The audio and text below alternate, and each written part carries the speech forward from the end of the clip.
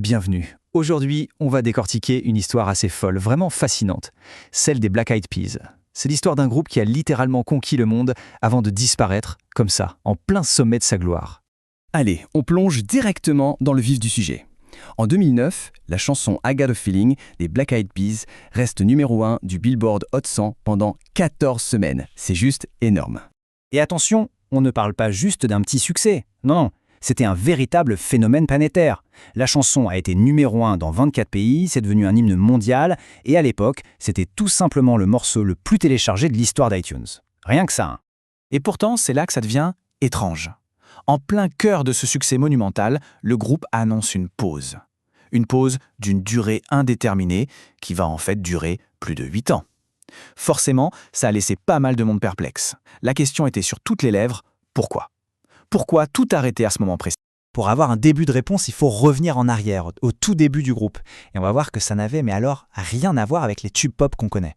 Parce qu'à l'origine, les Black Eyed Peas, c'était un groupe de hip-hop authentique, très respecté par la critique. On est vraiment à des années-lumière de l'univers pop qu'ils vont dominer quelques années plus tard. Le contraste est saisissant quand on y pense. D'un côté, le hip-hop underground, acclamé par les puristes. De l'autre, la domination mondiale, des ventes explosives et un son pop hyper léché. C'est un changement d'identité radical. Alors, comment on passe de l'un à l'autre ? Eh bien, cette transformation, elle n'est pas arrivée par hasard. Il y a eu 2 catalyseurs. D'abord, l'arrivée de Fergie en 2002, et puis un changement de mentalité après les attentats du 11 septembre. Le groupe a voulu faire une musique plus positive, plus rassembleuse, et ça a donné Where is the Love, leur premier énorme tube mondial. Voilà, la machine était lancée. Avec une nouvelle membre et une nouvelle vision, le groupe avait trouvé sa formule magique pour conquérir le monde. Mais, évidemment, cette formule a aussi amené son lot de problèmes. La suite, on la connaît. Les albums Elephunk et Monkey Business les propulsent au rang de superstars. Chaque sortie grimpe plus haut dans les classements, les ventes se comptent en millions, jusqu'à l'apothéose avec The E&D, qui se classe numéro 1. Et c'est là que le bas blesse, parce que plus le succès commercial grandissait, plus une critique revenait sans cesse, de plus en plus fort, celle de s'être vendus, d'avoir renié leurs racines pour faire de l'argent.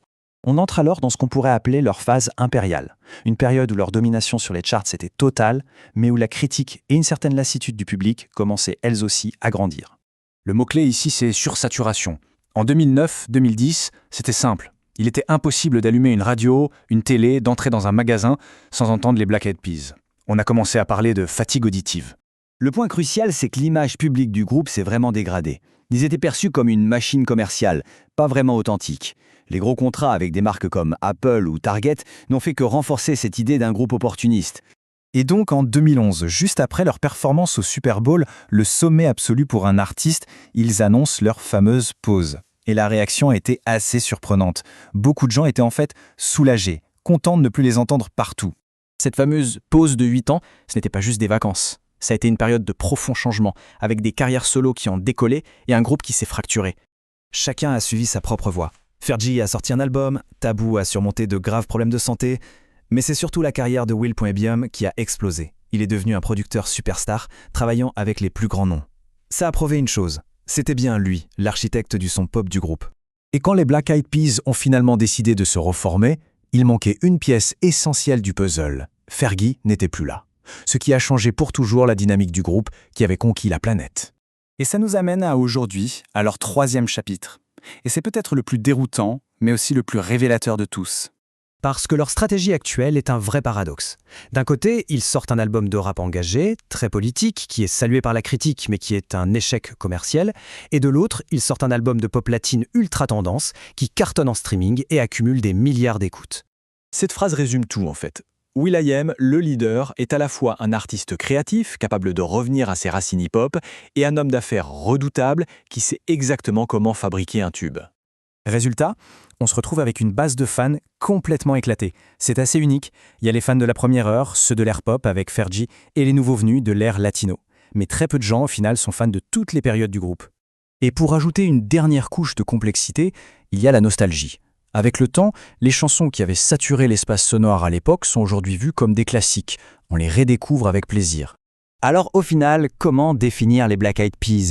Est-ce que c'était un groupe de rap qui s'est vendu, une machine à tubes calibrée pour le succès, ou simplement des entrepreneurs très malins ? Eh bien, leur véritable héritage, c'est peut-être de nous montrer qu'aujourd'hui, dans l'industrie musicale, on peut être tout ça en même temps. Que les frontières entre l'art, le commerce et l'identité sont devenues bien plus floues qu'on ne le pense.